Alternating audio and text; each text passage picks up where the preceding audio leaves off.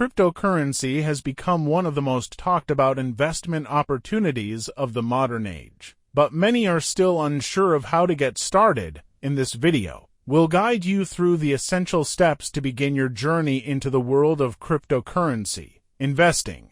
Hi everyone, welcome back to our channel. Today, we're diving into the exciting world of cryptocurrency investing. If you've been curious about how to get started, you're in the right place. Step 1.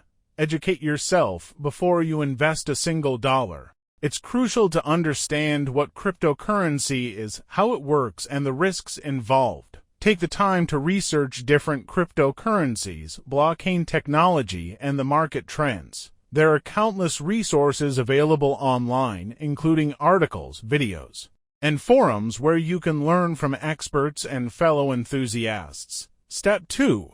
Choose a reputable exchange. Once you feel confident in your understanding of cryptocurrency, it's time to choose a platform where you can buy, sell, and store your digital assets. Look for exchanges that offer a user-friendly interface, robust security measures, and a variety of cryptocurrencies to choose from. Most exchanges require you to create an account and verify your identity before you can start trading.